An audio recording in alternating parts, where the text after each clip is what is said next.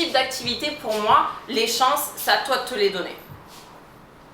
Personne d'autre. C'est pas à tes parents, c'est pas à ton chéri, c'est pas à tes voisins, c'est pas à ta meilleure amie, c'est pas à ton mentor, c'est pas à tes équipes, c'est à toi de te donner les chances. Moi, il y a des gens qui m'ont déçu dans mon entourage, dans mes équipes, dans mes mentors, dans ce que vous voulez. Mais mon succès, je le dois à moi. Vous comprenez? C'est tout part de toi en fait. Si toi tu n'y crois pas, si toi tu te laisses accabler, si toi tu faiblis, ben forcément ça ne marchera pas. Donc à toi de devenir en fait inarrêtable et d'épaissir ta carapace. Et en fait c'est exactement ce qui s'est passé. C'est que dès le premier jour, j'ai décidé de mettre toutes les chances de mon côté et j'ai décidé de foncer comme un rhino tête baissée. Et ce qui s'est passé, c'est que vous vous rappelez IMD, la dernière position qu'il vous a montré avec la jolie bague. J'ai démarré, j'avais 22 ans, je suis allée la chercher en 23 mois, du coup j'avais 24 ans et je suis devenue la plus jeune femme sur Terre à atteindre cette position. Allez-y en mode rhinocéros, allez-y en mode tête baissée et tu t'arrêtes le jour où tu viens de franchir la ligne d'arrivée. Et là tu lèves ta tête et là tu peux regarder en arrière et tu pourras contempler tout ce que tu as accompli.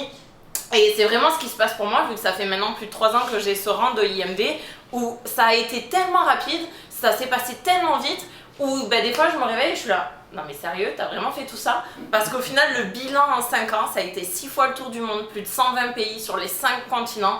J'ai vu des choses que je savais même pas que ça existait, j'ai découvert des endroits juste hallucinants, j'ai rencontré des gens mais extraordinaires, et en fait c'est juste fou en fait. Tout ce que ce club peut t'apporter. Merci beaucoup, merci à toutes et à tous d'être venus ce soir et vraiment on est honoré d'accompagner ce mouvement-là, cette dynamique de voyage et vraiment bravo encore une fois. Et moi je suis Diallo Mamadou Dian, le créateur de la marque de champagne Dian Diallo, après avoir travaillé pendant plus de 13 ans pour des grandes marques de champagne en tant que brand ambassadeur notamment de Moët Hennessy qui représente Moët Chandon, Veuve Clicquot et Ruinart. J'ai décidé de lancer ma propre marque en association avec un vigneron qui fait déjà du champagne depuis 1932 de père en fils, depuis 3 générations. Et donc je l'ai proposé ma propre recette parce que ayant bénéficié de toutes ces formations avec les maîtres de cave, je me suis dit il est aussi temps qu'un Africain se lance dans ce domaine-là en créant sa propre marque et en donnant aussi un nom africain parce que c'était aussi ça qui était l'audace aussi. Au lieu de se cacher derrière des noms prêtés ou des noms de marketing, je voulais aussi valoriser la destination Afrique et en mettant mon nom. Mais ce n'est pas que donner le nom à la bouteille, c'est aussi élaborer une recette qui s'adapte aussi au palais des Africains. Parce que nous consommons différemment le champagne. En France, disons, il y a une culture du champagne, les gens aiment bien les champagnes bruts, donc avec une petite acidité derrière, et que certains Africains, la plupart des Africains, préfèrent des champagnes beaucoup plus fruités et un peu plus sucrés que les bruts proposés ici. Et donc c'est pourquoi j'ai proposé, on a lancé 4 gammes de champagne dès le démarrage, dont le brut, le rosé et le blanc de blanc, qui sont les 3 gammes qui ressemblent à toutes les autres gammes.